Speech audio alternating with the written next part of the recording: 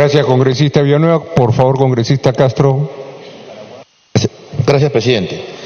Presidente, yo quiero empezar saludando a la presencia del Premier y del Ministro de Economía y resaltando, creo que el punto central de este presupuesto, y que siempre lo hemos discutido acá, su naturaleza centralista.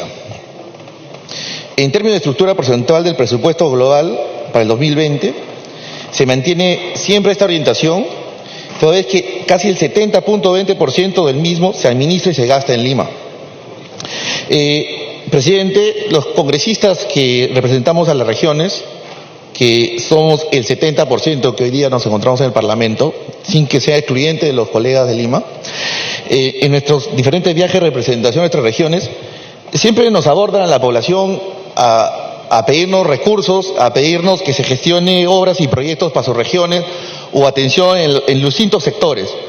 Y nosotros como congresistas lo que nos corresponde es justamente discutir en este momento, cuando se viene a discutir la ley de presupuesto. Y yo quisiera poner un ejemplo respecto al famoso centralismo. La Lima Provincias tiene el 29.25% del presupuesto y la siguiente región que le sigue solo tiene el 4.23%, que es Cusco. Miren la diferencia enorme que existe con la redistribución de los recursos. Entonces, señor presidente, deberíamos dar una visión distinta a cómo redistribuimos los ingresos del Estado entre todos los peruanos. Año a año, cuando se viene a sustentar el presupuesto acá, es verdad, siempre nos traen un incremento del presupuesto, pero ese incremento que siempre se discute y se termina aprobando acá en el Congreso, no se refleja en la realidad. Por eso plantearía la siguiente interrogante a nuestros ministros y al Ejecutivo: ¿cómo haríamos o cómo hacemos de hoy en adelante, porque ya no podemos mirar hacia atrás, para materializar que este presupuesto que se incrementa año se haga realidad y cada peruano pueda experimentar que su calidad de vida mejora? Que cada peruano pueda ir a una posta médica, a un hospital, y pueda tener medicamentos para atenderse. Que cada peruano no haga colas para matricular en un colegio a sus hijos en los meses de abril porque simplemente el colegio no tiene cupos o porque la infraestructura es inadecuada. Entonces, si incrementamos los presupuestos, estos presupuestos tienen que reflejarse en la realidad. El proyecto de presupuesto del sector público para el 2020 se incrementa cautelosamente solo en un 5.53% con respecto al presupuesto de apertura del año 2019. Esto se saluda, la distribución del mismo en los sectores claves como educación, que recoge el 18% del total de presupuesto, transporte 11% y salud el 10%. Sin embargo, señor presidente, nos preocupa la poca ejecución del gasto en inversión. Así lo han manifestado muchos colegas. Pues a la fecha solo se ha ejecutado el 33.8% de la inversión pública, lo que denota una inadecuada gestión de los recursos. Es decir, más recursos no necesariamente son sinónimo de eficiencia en el gasto. Y lo que el país reclama es un adecuado nivel de gestión para llegar a los resultados esperados. Por otro lado, los supuestos macroeconómicos que soportan el presupuesto 2020 reflejan una cifra nuevamente optimista con respecto al crecimiento económico del país, pues se estima que el próximo año el PBI crecerá en 4%. Sin embargo, nos preguntamos, señor presidente, si con la demostrada ineficiencia en la ejecución del gasto y con las turbulencias desatadas de inestabilidad propiciadas por el gobierno central, estas cifras podrán ser alcanzadas. Hay que plantearnos ese interrogante, presidente. Y todo ello vuelve a comprometer el presupuesto. ¿Cómo es posible, presidente, que la ejecución de la inversión pública sea tan bajo en el sector trabajo y promoción del empleo? En vivienda y construcción, educación, tres de los sectores más bajos en su ejecución y más importantes y relevantes para cambiar la vida de los peruanos. Hoy en día, los niveles de empleo formal en el país son alarmantes. De cada 10 personas que se encuentran en el mercado laboral, 6 son informales. ¿Qué se ha hecho desde el Ministerio de Trabajo con respecto a su presupuesto para fomentar las políticas de promoción del empleo? Al ministro de Trabajo ni lo conocemos. A ello, debe sumarse el cerca de 1 millón de venezolanos que hoy se encuentran en el país y que vienen generando impacto en el mercado laboral del país. Lo mismo en educación. Existe una brecha en infraestructura que no ha podido ser corregida y su ejecución de gasto tan solo llega al 29%. Otro aspecto a tener en cuenta en el nivel de articulación que se tiene con respecto al mensaje presidencial y el proyecto del presupuesto 2020, si no es por los 700 millones destinados a los comicios electorales que el gobierno viene impulsando, no hay nada con respecto a garantizar el acceso al sistema integrado de salud a todos los peruanos, que fue un anuncio del presidente de la República. Pues el incremento en la salud solo en este orden de 278 millones con respecto al año anterior, sentimos que acá hay un poco de demagogia de este presidente. Finalmente, presidente, al analizar el presupuesto por la estructura de gastos, se observa que el gasto corriente se ha incrementado en 6.57% y el gasto de capital en tan solo 9.6%. Es decir, hay más gastos en planilla, más gastos en asesorías, en consultorías, sin tener en cuenta que la importancia de la inversión sin tener en cuenta la importancia de las inversiones del país.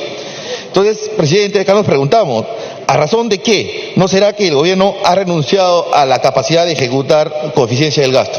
Gracias, presidente. Muy agradecido, congresista Miguel Castro. Tiene la palabra el congresista Rosas Beltrán. Congresista Rosas Beltrán. Está. Congresista Foronda Farro, por favor.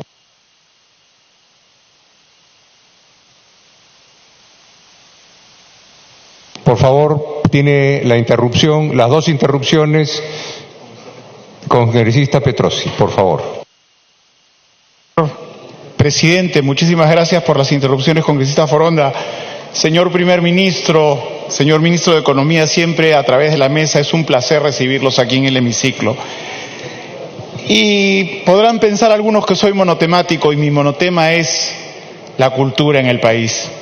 Porque si bien el presupuesto asignado al sector cultura es transferido de manera descentralizada a las distintas direcciones desconcentradas de cultura y unidades ejecutoras del Ministerio de Cultura, también se hace necesario contar con el compromiso de parte de los gobiernos regionales para que aumenten su inversión en la conservación de nuestros sitios arqueológicos y en la promoción de las industrias culturales.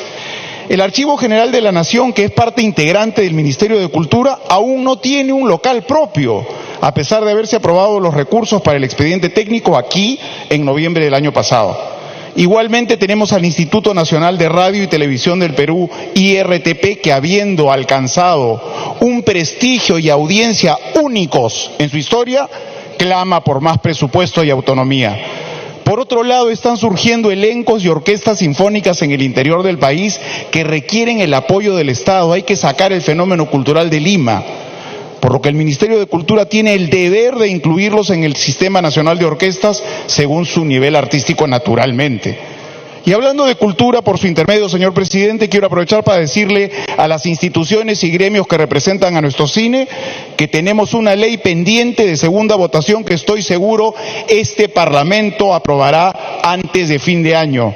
Finalmente, y estando próximos al bicentenario de la independencia de la República, quienes creemos en la autoestima y la educación producen el desarrollo, pedimos y exigimos que este año se revisen y aumenten los presupuestos y el interés del Estado peruano en la cultura nacional.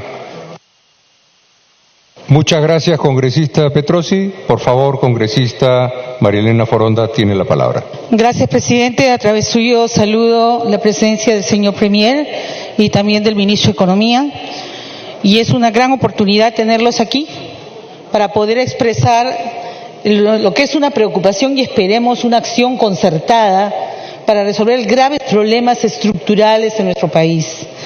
A mí me preocupa que el enfoque de la presentación haya estado centrada o alineada a una política del plan de competitividad y no haya incorporado, aun cuando en el discurso lo dicen, el enfoque de desarrollo sostenible, realmente de sostenibilidad.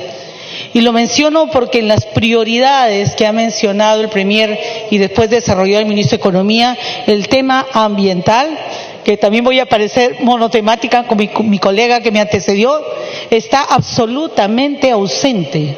No podemos fortalecer una institucionalidad ambiental ni las competencias de la Oficina de Evaluación y Fiscalización Ambiental si no tenemos un verdadero presupuesto que incremente esas competencias de control, que incremente esas competencias de fiscalización real. Por lo tanto, yo sí rogaría, ya que el presidente justamente está viajando, autorizamos hace pocos días su viaje para una reunión internacional, preocupado por lo que está ocurriendo en la Amazonía, en estos incendios forestales y el tema de cambio climático, que son realidades a las que no podemos rehuir y sin embargo no se ve reflejado en un incremento presupuestal que vaya en esa misma línea. Del mismo modo, nos preocupa mucho el hecho de que los 9 millones de soles estén, 9.000 millones, estén focalizados a reforzar la gestión del Estado y que hay incapacidad entonces en el tema de los gobiernos regionales y locales, o es que algunos gobiernos locales y regionales sí van a ser favorecidos. El presupuesto que se está dando, por ejemplo, para lo de Tía María, es una manera de amortiguar el conflicto. ¿Así se resuelven los conflictos? ¿Con más dinero? ¿O más bien generando procesos de diálogo inclusives en la resolución de conflictos ambientales y no solamente colocando policías para su represión? En ese sentido nos parece importante además resaltar: Ancash, igual que otras regiones, han sido por años regiones secuestradas por el sicariato y la corrupción. Y si queremos lograr una real descentralización, me preocupa que solamente se haya incrementado de 2.4% en el presupuesto de Ancash para el 2019 al 2.5% para el año 2020. Y haciendo un análisis comparativo, esto realmente es absolutamente desproporcional con la asignación por otras regiones. ¿Cuáles son los criterios en la asignación de este presupuesto y distribución para regiones que requieren mayor inversión, no solo en infraestructura, sino en el fortalecimiento, por ejemplo, de los sistemas de justicia? Regiones que, repito, han sido secuestradas, señor Premier.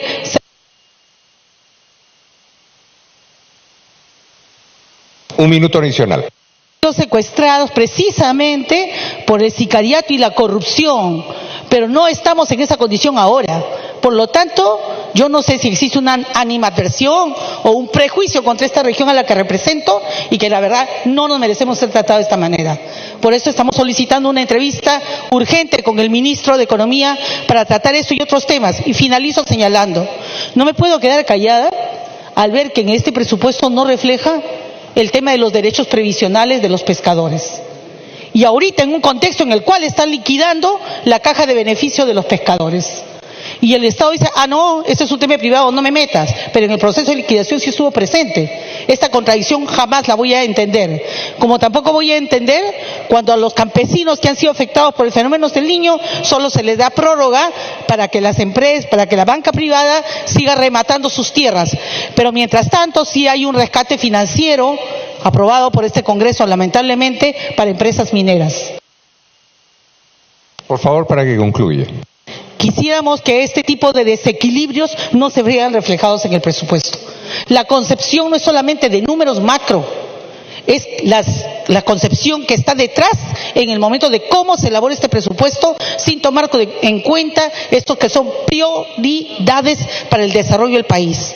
Se habla de más hospitales, excelente, de más escuelas, está bien, pero ¿por qué no prevenir? ¿Por qué no invertir más en obras de saneamiento para evitar que los niños y las niñas se enfermen muchísimo más? Muy agradecido, congresista Foronda.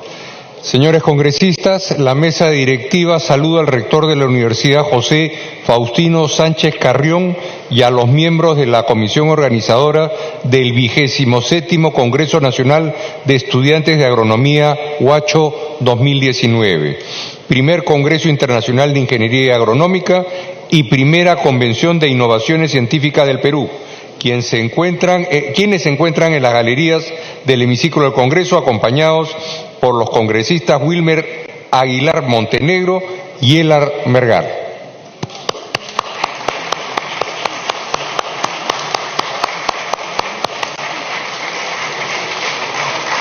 El Congreso agradece su visita. congresista Clayton Galván, por favor, toca la palabra.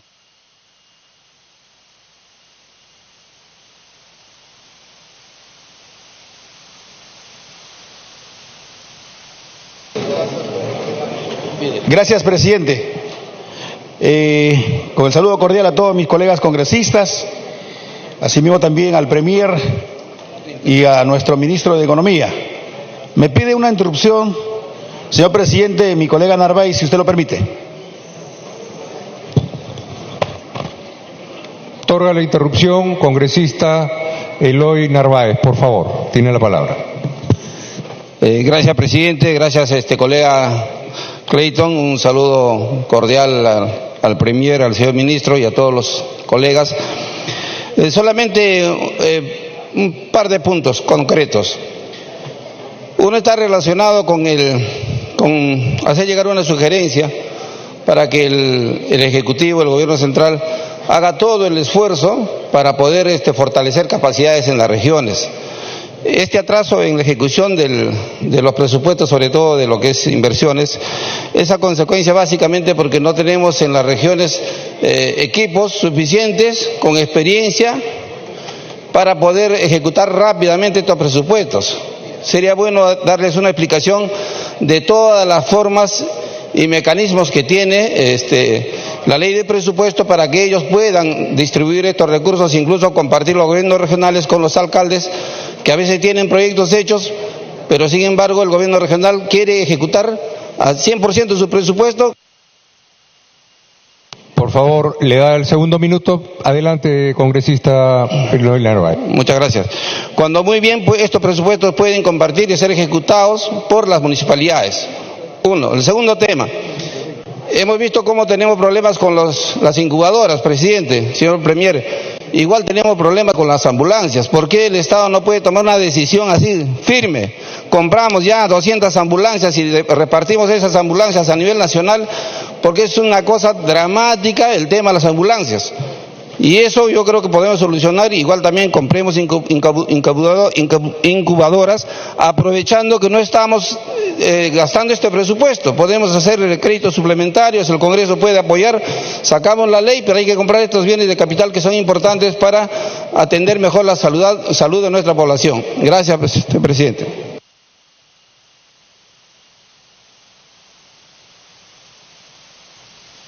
Congresista Clayton Galván, por favor, su turno. Muchas gracias, presidente. Una vez más, el saludo cordial en este hemiciclo a nuestro Premier y al ministro de Economía y a todos mis colegas congresistas. Si bien es cierto, este trabajo que se inicia el día de hoy con la exposición del presupuesto para el año 2020, siempre se ha realizado en este hemiciclo, lo hemos hecho en los años anteriores, y creo que esta discusión hace de que efectivamente evaluemos, analicemos y así mismo consideremos un presupuesto equitativo para los diferentes sectores y las diferentes regiones. Si bien es cierto, presidente, en el año 2018 el presupuesto fue de 157.158.747. Sin embargo, se había destinado al gobierno nacional 115.381.884 millones de soles, igual también a los gobiernos regionales y a los gobiernos locales. Esto ha sufrido un incremento en el 2019 y ahora en el 2020 prácticamente hay otro incremento más. Pero esto va centrado, y mi pregunta, señor presidente, y pues mediante vuestra presidencia al señor Premier, de que se está centralizando un porcentaje más al gobierno nacional. Significa de que se está dejando de lado pues a los gobiernos regionales y a los gobiernos locales. Es una preocupación porque este aumento del año fiscal 2000 aumenta pues casi cerca a 9.239 millones de soles, que afectaría de manera especial pues a los gobiernos regionales y a los gobiernos locales. A la verdad, yo quiero también saludar este trabajo que estamos realizando, y debería tomarse en consideración de todo el presupuesto que discutimos este presente año. Va presupuestado para el año 2020 y muchas veces tenemos, como lo acaba de decir mi colega Narváez, problemas en el sentido de los gastos, capacidad de gasto en las municipalidades, gobiernos locales, gobiernos regionales y gobierno nacional, a raíz de las barreras burocráticas que se han creado con InviérteP, presidente. Estas barreras burocráticas han hecho que todos los proyectos de inversión pública cuenten con distintas herramientas o distintas observaciones, como es pues la autorización del ANA para el uso del agua, asimismo también del Ministerio de Cultura, lo que corresponde al CIRA, igual también el SENACE, lo que corresponde al medio ambiente. Está bien todo lo que corresponde, pero todo esto ha hecho de que se ocupe un tiempo, digamos, alargue el proceso de evaluación de cada uno de los expedientes, y justamente el año pasado, como ahora iniciamos a discutir el presupuesto de 2019, y sin embargo, señor presidente, señores ministros, en este presente año, cuando ya se cerró el plazo correspondiente de transferencia a los gobiernos locales, gobiernos regionales y también como ministerios del presupuesto que hemos tenido, muchas municipalidades prácticamente ya han perdido ese presupuesto. Al perderse ese presupuesto se revierte toda esa incapacidad de gasto nuevamente al Tesoro Público. Pero ¿qué estamos haciendo? Lo que habíamos presupuestado no estamos gastando, pero sin embargo estamos incrementando. Entonces, de este presupuesto que ahora estamos presupuestando para el año 2020, que llega más o menos a 124.584, 147 millones de soles, con lo que va a revertirse en el mes de enero, en el mes de diciembre, estaría incrementándose pues un 30, 40 o 50 o 60% más, por la misma incapacidad de gasto, pero no es por la incapacidad, sino que son por las barreras burocráticas que se tiene pues dentro de lo que viene a ser los proyectos de inversión pública. Asimismo también quiero recordar pues cuando estuvo nuestro presidente de la República aquí en su mensaje que dio, habló de una descentralización. Efectivamente, somos amantes a la descentralización porque las regiones padecen de muchas necesidades. Y hoy nos damos cuenta que no existe una verdadera descentralización si esas competencias no vienen de la mano con un presupuesto. Es algo injusto, señor ministro, mediante vuestra presidencia, que efectivamente mi región de Pasco para este presente año, y no solamente la región de Pasco, casi la mitad de las regiones no tengan pues un incremento, y Pasco esté en el 0.8%, igual está Ayacucho, está Madre de Dios.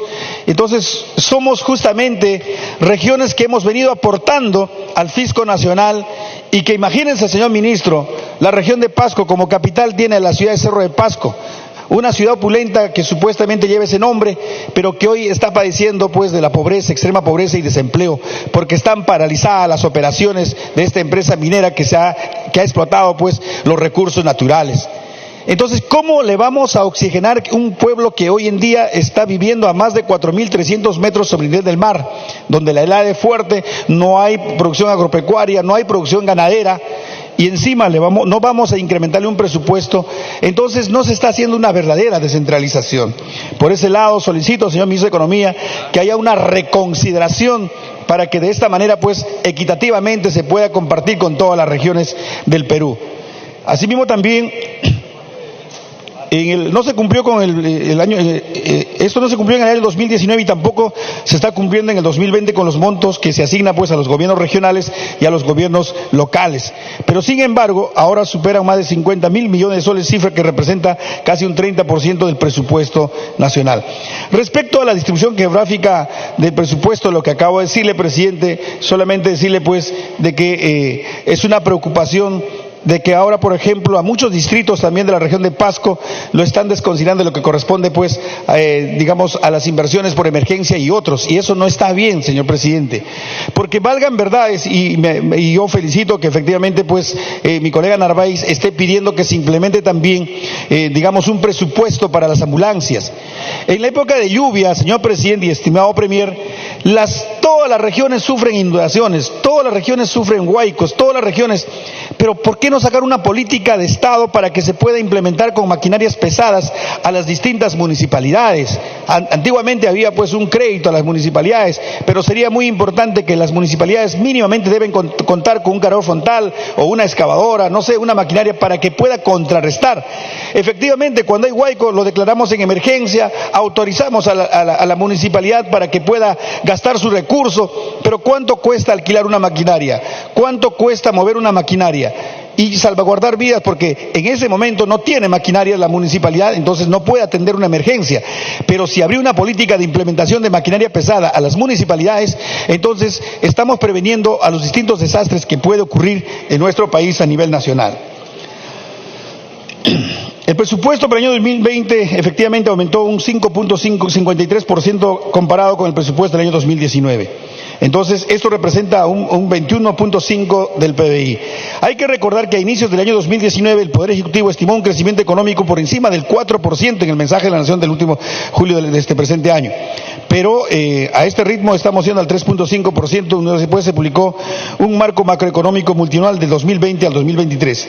En lo que se informa que el primer semestre solamente se creció 1.7%. Entonces, es una preocupación, por eso que se debería de destrabar esas barreras burocráticas.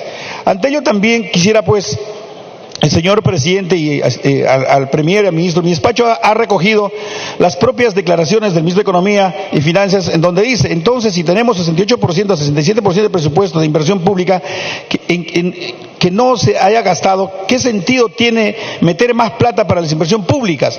O sea, prácticamente, si no se ha gastado 68% a 67% en inversión pública, está quedando como saldo. Entonces, ¿para qué más plata para inversión pública? Entonces, la respuesta no va por ahí. Va por mejorar los niveles de gestión y ejecución de los gastos públicos, y con ello estaríamos generando más empleo, más trabajo en todo el país. Como podemos advertir también que en tan solo 9 meses tenemos cifras totalmente diferentes y muy distintas unas de las otras.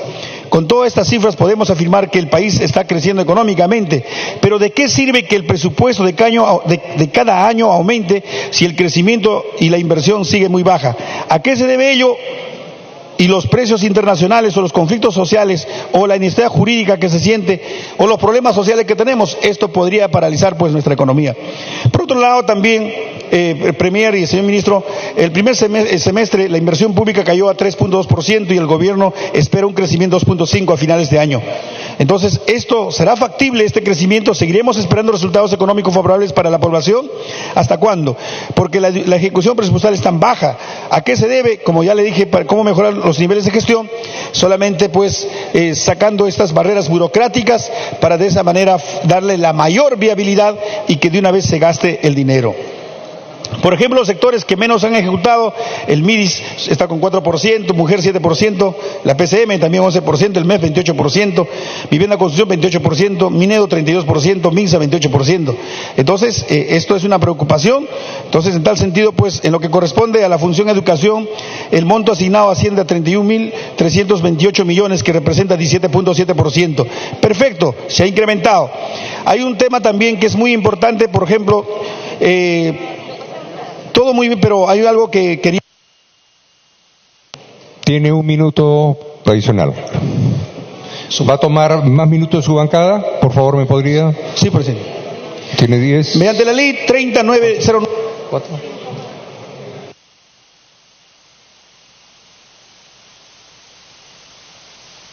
Tiene usted 10 minutos adicionales de la bancada. ¿Cuántos va a utilizar? 2 minutos adicionales.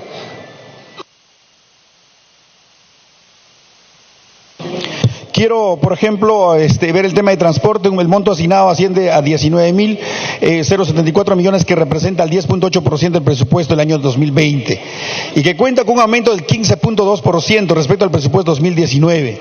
Efectivamente, yo quiero agradecer públicamente al Ejecutivo porque ya se concretó una carretera que hace muchos años hemos estado pues llorando sobre la interconexión de Canta-Guayay, presidente. Esto viene desde el año 2016, 2015 y recién ahora se ha hecho la licitación y la firma del contrato.